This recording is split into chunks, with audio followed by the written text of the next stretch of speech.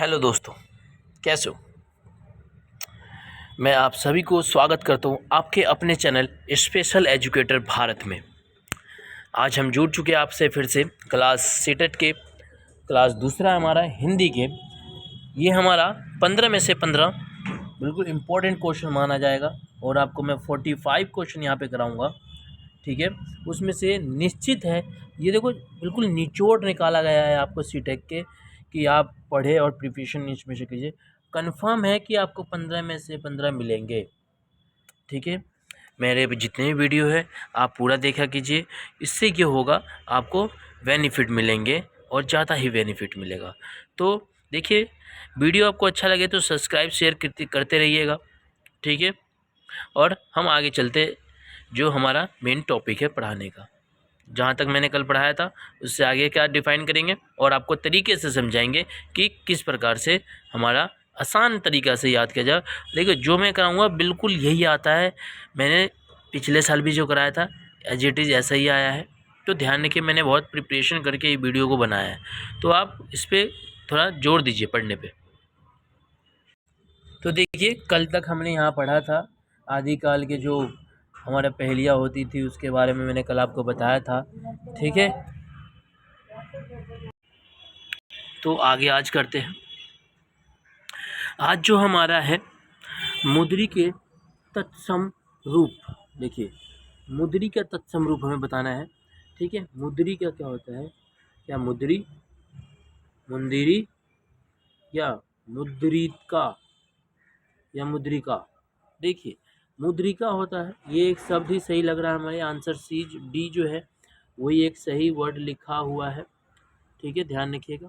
देखिए, कुछ तो वर्ड आप देख के देखिए, मुंदरी नहीं होता है, मुंदरिन नहीं होता है, मुद्रिका नहीं होता है, मुद्रिका होता है। ध्यान रखिए, मुद्रिका मतलब पैसे। ठीक है, तो यहाँ पे आंसर जो हमारा डी इज राइट आंसर। ध्यान रखिएगा अब इस बात पे। आगे चलते हैं। संश्लेषण विधि को सीखने की प्रक्रिया। देखिए, संश्लेषण विधि को सीखने की प्रक्रिया समझते हैं। पहले हम यहाँ समझते हैं संश्लेषण विधि क्या होता है। देखिए, जैसे पहले नंबर पे आता है वर्ण। ठीक है, वर्ण सीखा जाता है।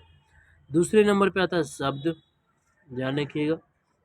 उसके बाद बनाता है वाक्य। ऐसे इसका एक श्रेणीबद्धित लाइन है। पहले नंबर पे ये वर्ण आएगा, दूसरे नंबर पे शब्द आएगा, तीसरे नंबर पे वाक्य बनाने आएगा बालक को। तो ये देखिए, पहले में वर्ण है, बिल्कुल सही है भैया, शब्द भी है और वाक्य भी, ये तो सही लग रहा है। बाकी वाक्य पहले आ नहीं सकता, शब्द पहले कोई बोल नहीं सकता, शब्द पहले हम बोल नहीं सकता। तो ध्यान रखिए, आपको जो आंसर गलत लगे काटते चले जाइए और आंसर बाद में जो बचे वो आंसर ए है। हमारा ये आंसर राइट है, ध्यान रखिएगा। ठीक है, आगे चलते हैं। हम समझते हैं प्रयोजना। प्रयोजन समझ, प्रयोजन का समार्थन शब्द क्या होता है, समानार्थक शब्द क्या होता है। ये प्रयोजन का समानार्थक शब्द क्या होता है। थोड़ा गला मेरा दबा हुआ है, इसका आवाज़ थोड़ा आपको विकर से आ रहा होगा, बाकी आप कोशिश कीजिए। ठीक है, देखिए, हेतु, लक्ष्य, उद्देश्य, नियोजन। देखिए, नियोजन होता है प्रयोजन, किसी काम को करना मतलब प्रयोजन, नियोजन करना किसी काम को करने के लिए। बात बताओ, तो आंसर हमारा यहाँ पर डी सही है। आगे चलते हैं हम। यहाँ पे लिखा है प्रभु जी की तम, प्रभु जी का तम चंदम पानी, चंदम हम पानी, प्रभु जी का दम चंदन हम पानी, किसका वाक्य है। देखिए, ये वाक्य है रैदास का, ये वाक्य रैदास का है। ठीक है, आगे चलते हैं। प्लुत स्वर कौन सा है। देखिए, प्लुत स्वर जो है, प्लुत स्वर ये है, आंसर ये हमारा सही होगा प्लुत स्वर, क्योंकि ओम हो नहीं सकता, ओम ये भी नहीं हो सकता, ये भी नहीं, तो ये होगा। आगे चलते हैं। देखिए, आप बीती शब्द में समास है। देखिए, आप बीती शब्द क्या होता है, आप बीती। देखिए, ये वाला समास हो नहीं सकता, कर्म धारण समास हो नहीं सकता। हाँ, तत्पुरुष समास हो सकता है, बिल्कुल सही आंसर है। आंसर इसका सी सही है, आंसर सी सही है, क्योंकि तत्पुरुष समास ये जो होता है आप बीती आप इति होता है, तत्पुरुष समास होता है। देखिए आगे चलते हैं। मेरे लड़के ने मेरी आज्ञा का पालन नहीं किया। आज्ञा का पालन नहीं किया। वाक्य में लड़के के विषय में कौन सा विकल्प अशुद्ध है, मतलब गलत है, बताइए। तो बहुवचन, ठीक है। आंसर ये वाला हमारा सही होगा, आंसर डी। चलते हैं। काली नंदी का पर्यायवाची शब्द बताइए। काली नंदी का पर्यायवाची शब्द तो क्या होगा? काली नंदी का यमुना, ठीक है। कल्याणी, काली नदी का जो पर्यायवाची शब्द होता है यमुना नदी, क्योंकि इसमें सबसे ज़्यादा गंदगी मिला जाता है। आगे चलते हैं। हिंदी का पहला पत्र क्या है? हिंदी का पहला पत्र जो होता है उद्दंत माद्रंथ होता है। आंसर ए सही है। देखिए इतिहास नहीं हो सकता, बनारस नहीं हो सकता, हरिश्चंद्र नहीं हो सकता, तो ध्यान रखिएगा। अब समझते हैं कवि का स्त्रीलिंग। कवि का स्त्रीलिंग है, कवि का क्या स्त्रीलिंग होता है? कवि का स्त्रीलिंग, जैसे कवि पुल्लिंग है तो इसका स्त्रीलिंग में क्या होगा? कवित्री, तो कवित्री आंसर सी है, ठीक है। ये सब तो बिल्कुल एक चुना गया क्वेश्चन है जो आपके पूछा ही जाता है कई बार, तो ये बिल्कुल एक शॉर्ट आंसर क्वेश्चन माना जाएगा और महत्वपूर्ण क्वेश्चन है, ध्यान रखिएगा। आगे लिखा है प्रयोगी साहित्य का उपसर्ग का प्रयोग। देखिए ये जो शब्द है इसका उपसर्ग बताना हमें, तो इसका उपसर्ग क्या होता है? देखिए प्राग, प्राग कहाँ लिखा है? ये पहला नहीं हो सकता, दूसरा नहीं हो सकता, डी नहीं हो सकता, सी होगा, तो हमारा आंसर सी सही है, ठीक है। ध्यान रखिएगा आंसर सी हमारा इज राइट आंसर, ठीक है। ऊपर चलते हैं।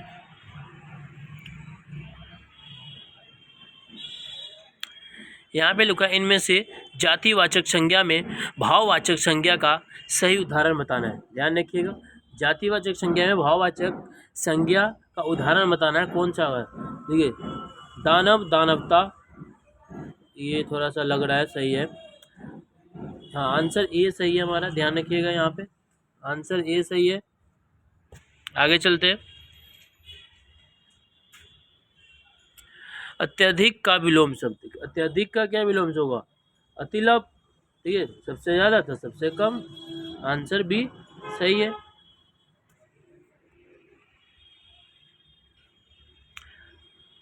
अगला है अवरचीन शब्द का विलोम शब्द। अचवृत तो प्राचीन, मतलब कि नया तो ये बहुत पुराना, मतलब बहुत नया तो बहुत पुराना, ध्यान रखिएगा आंसर यहाँ पे जो है बी सही है।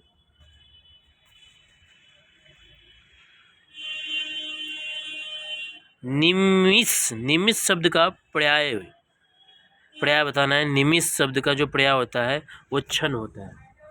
देखिए कई आपको थोड़ी सी दिक्कत हो रही होगी, बाकी आपको इसके बारे में थोड़ी पढ़ने चाहिए। और देखिए सीटेट में कुछ उतना खास ग्रामर आती नहीं है, ये थोड़ी बड़ी है, तो मैं जितना आपको करा देता हूँ उतना आप कर लीजिए।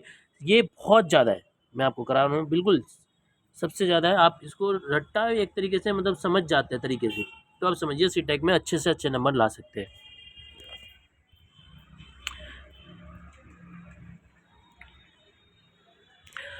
उपत्याक्षण का अर्थ क्या होता है? इसका अर्थ क्या होता है? तो इसका अर्थ बिल्कुल साधन है, ठीक है। इसका अर्थ जो होता है पर्वतों के पास भूमि होता है। इसका अर्थ जो होता है पर्वतों के पास भूमि। आगे चलते हैं। आँख की किरकिरी होना, आँख की किरकिरी होना का अर्थ बताना है। देखिए आँख का किरकिरी मतलब अप्रिय अज्ञान, बिल्कुल सही, आंसर ए हमारा सही है। आगे चलते हैं। यहाँ पे देखिए यहाँ लिखा है बाहर बरस लो कुकर जैविक अरु तुहे लो जियो सियार, ये पंक्ति किसकी है? देखिए ये पंक्ति इतनी फेमस पंक्ति है, सीटेक में डिट्टो पूछा जाता है और कई बार पूछा गया है, ठीक है। सीधा आंख मूंद के आपको आंसर डी पे टिक लगा देना है, क्योंकि ये ऑप्शन हमेशा आंसर डी पे होता है। जगनिक, जगनिक ध्यान रखिएगा, जगनिक,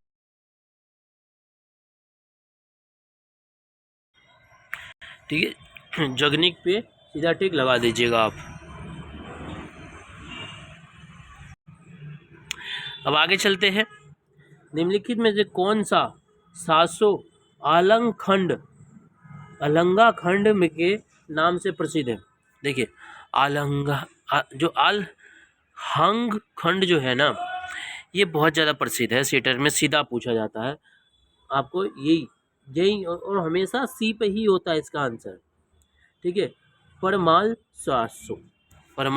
700 इसका आंसर होगा, आंसर सी।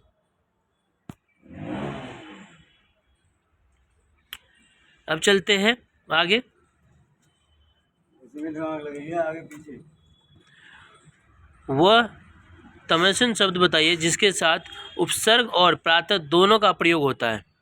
ठीक है, वो शब्द बताइए जिसमें आपका उपसर्ग और प्रातः दोनों प्रयोग होता है। बताइए किसमें?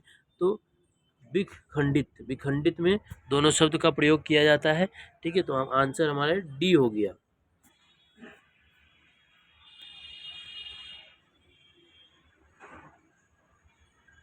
आगे चलते हैं। जिसमें पहला पद संख्यावाचक हो और जो किसी समस्त विशेष का बोध कराता हो उसे क्या कहते हैं? देखिए सीधी सिंपल बात है, जिसकी सबसे ज़्यादा बोध कराता है तो आपको भी पता है द्विविग्युत समास कहा जाता है। कोई वाक्य है, किसी संख्या की बात करी जाती है तो उसको द्विविग्युत समास कहा जाता है। तो आंसर हमारा डी है। ठीक है, जहाँ संख्या की बात करी जाए उसको द्विविक्रिय समास कह देते हैं। देखिए जमीन का पर्यायवाची आपको भी पता है, जमीन का पर्यायवाची क्या होता है? बी टप।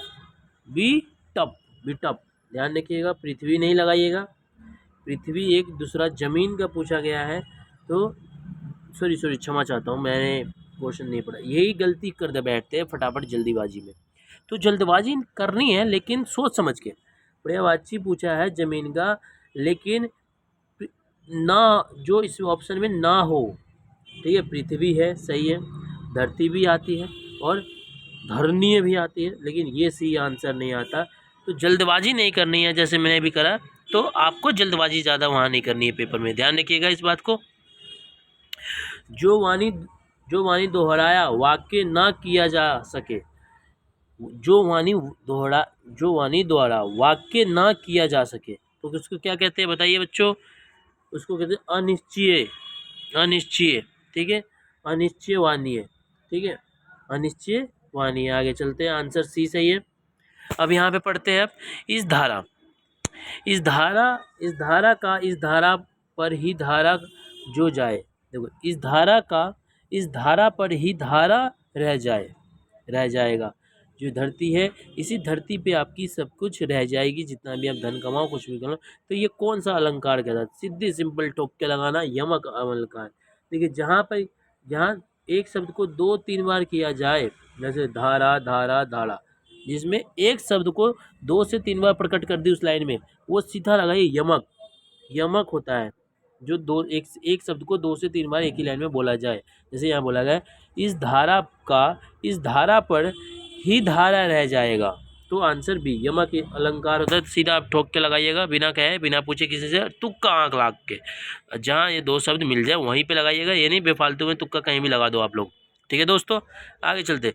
करुणा का विलोम बताइए। देखिए करुणा एक बिल्कुल अलग सा भाव होता है, तो उसे निष्ठु, ये आंसर ए हमारा सही होगा। देखिए कोमल हो नहीं सकता, सरसों हो नहीं सकता, निष्कट्टन हो नहीं सकता, तो आंसर हमारा ए सही होगा। आगे चलते बच्चों फटाफट। देखिए आपको हमारा यही उद्देश्य है कि ज़्यादा से ज़्यादा क्वेश्चन कराए, क्योंकि आपको जितना क्वेश्चन आप प्रैक्टिस करेंगे उतना आपके लिए बेनिफिट होगा। ठीक है, रिजु का विलोम क्या होता है? रिजु का क्षमा चाहता हूँ, रिजु का विलोम शब्द होता है वक्र। ठीक है, आंसर डी। ये त्रिकोण हो नहीं सकता, सरल हो नहीं सकता, सीधा हो नहीं सकता। त्रिभुज का विलोम शब्द क्रोध होता है, ध्यान रखिएगा। आगे चलते हैं। रहीम पानी पी रखी है, बिना पानी सब सुन, पानी गए ना उबड़े, मोती मनस सुन चुन। ये कौन सी दोहे की पंक्ति अलंकार कहलाता है? देखिए मैंने आपको फिर से बता देता हूँ, ये श्लेषण अलंकार है। ठीक है, श्लेषण अलंकार है, आंसर इसका सी सही है। इंद्रियों को जीतने वाले ने के लिए एक शब्द, देखो जो इंद्रियों को जीत लेता है उसके लिए एक शब्द कौन सा हो सकता है, बता सकते हैं आप में से कोई बच्चा? ठीक है, जितेंद्रिय, जितेंद्रिया। ठीक है, आंसर डी, जितेंद्रिय। जो इंद्रियों को जीत ले उसे क्या कहते हैं एक शब्द में? जितेंद्रिय। कार्य करने के आरंभ में ही विघ्न पड़ना किस मुहावरे का अर्थ है? बताइए। सिर मारना। बताइए बच्चों फटाफट, आपके लिए बहुत इंपॉर्टेंट क्वेश्चन पूछा गया, ये कई बार पूछा गया है टेट में क्वेश्चन। कार्य के आरंभ में ही विघ्न पड़ना किस मुहावरे का अर्थ है? बताइए। सिर मारना, सिर पर सेहरा बांधा होना, सिर मोड़ते ही ओले पड़ना, माल पड़ना। देखिए सिर, आंसर डी जो है, सिर पर सहला सवार होना।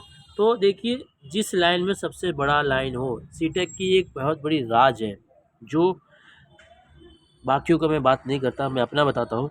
देखिए जो जिस लाइन में जिस ऑप्शन में सबसे ज़्यादा शब्द हो उसी पे टिक लगाइए आप ज़्यादातर, क्योंकि वही आंसर ज़्यादातर सही माना जाता है। तो यहाँ पे सी इज़ राइट आंसर। आगे चलते, ढ तथा ध का अंतर बताइए। देखिए मैंने एक कल भी क्वेश्चन में 2 बार लिखा गया है, टाइपिंग मिस्टेक हो गया है, लेकिन ये बहुत इंपॉर्टेंट क्वेश्चन है, ध्यान रखिएगा। आंसर बी है इसका। श्लेषण शब्द का विलोम शब्द बताइए। श्लेषण शब्द का विलोम शब्द जो होता है संश्लेषण होता है, विश्लेषण का संश्लेषण। ठीक है, answer C is right answer. अब क्वेश्चन नंबर हम 27 पे आ गए, ध्यान रखिए। क्वेश्चन नंबर जो हमारा है वो हम 27 पे आ चुके हैं। लेखक और उसकी कृति का युगम में कौन सा युगम गलत है? बताइए कौन सा युगम गलत है? आंसर डी, आंसर डी बिल्कुल गलत है। दर्शन ज्ञानेशन चंद्रघन शुक्ला, बिल्कुल जी, answer D is right answer. देखिए वीडियो अच्छा लग रहा हो तो सब्सक्राइब शेयर करते रहिए, अपने दोस्तों में ज़रूर कीजिए, क्योंकि सीटेक एग्ज़ाम बहुत ही एक कंपटीशन एग्ज़ाम माना जाता है और ज़्यादा से ज़्यादा बच्चे इसको क्वालिफाई करना चाहते हैं।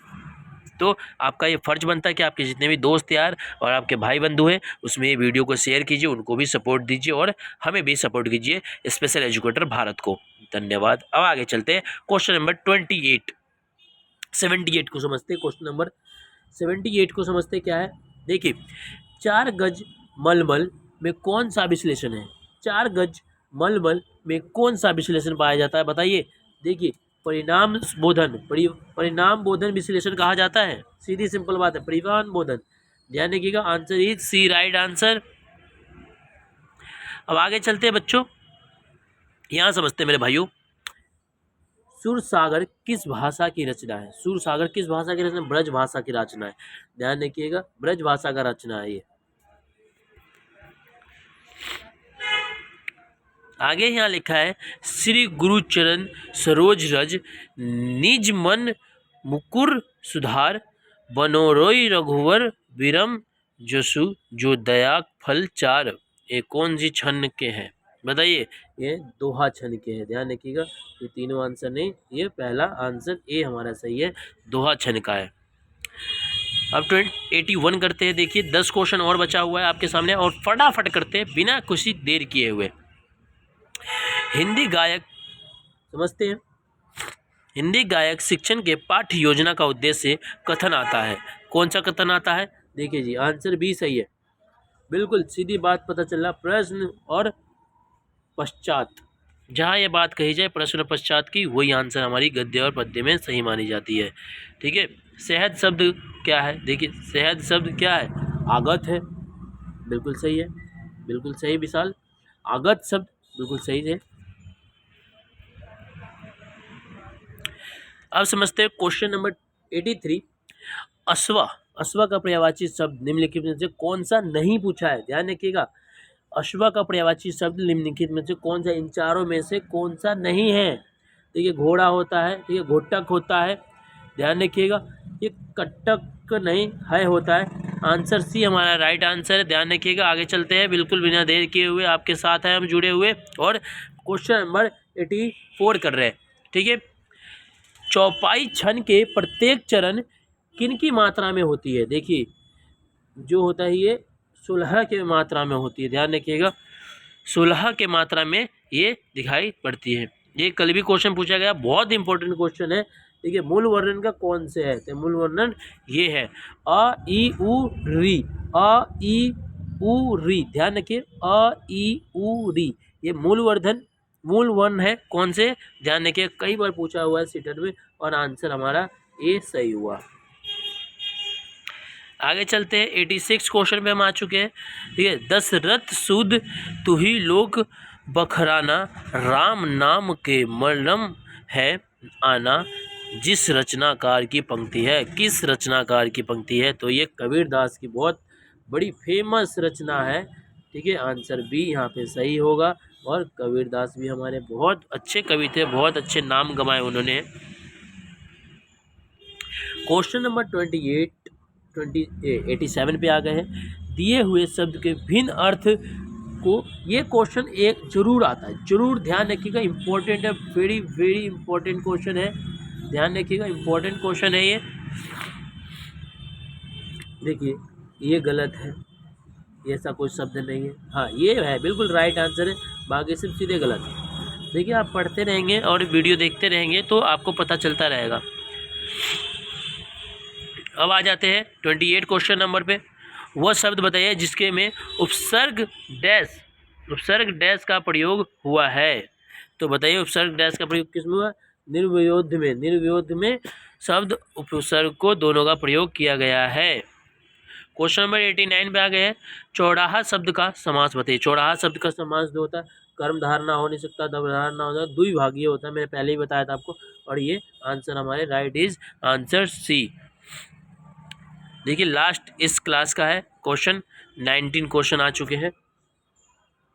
देखिए इस शब्द में से कौन सा शब्द हिंदी शब्दकोश में सबसे अंत में आएगा, तो अंत में कौन सा आएगा, क्लीवर, ये या कृषक या क्लूअर। देखिए ये जो शब्द है बिल्कुल अंत में आता है, ध्यान रखिएगा, ये शब्द जो सब है ये आपको याद कर लीजिए, और बहुत काम आने वाला चीज़ें हैं। जो भी मैंने आपको आज 45 क्वेश्चन कराया, बहुत इंपॉर्टेंट क्वेश्चन है, और इसके क्लास में 2-4 और लूँगा आपके साथ, और मैं आशा करता हूँ कि आप पूरा देखे होंगे, और शेयर ज़रूर किया कीजिए। ठीक है, भूल जाते हैं शेयर करना, लेकिन शेयर करना आपका फ़र्ज बनता है, और इस चैनल को ग्रो कराना भी आप ही का काम होता है। ठीक है, हमें मोटिवेशन मिलता है और वीडियो बनाते हैं और आपके साथ हम शेयर करते हैं। ठीक है, तो जय हिंद, जय भारत।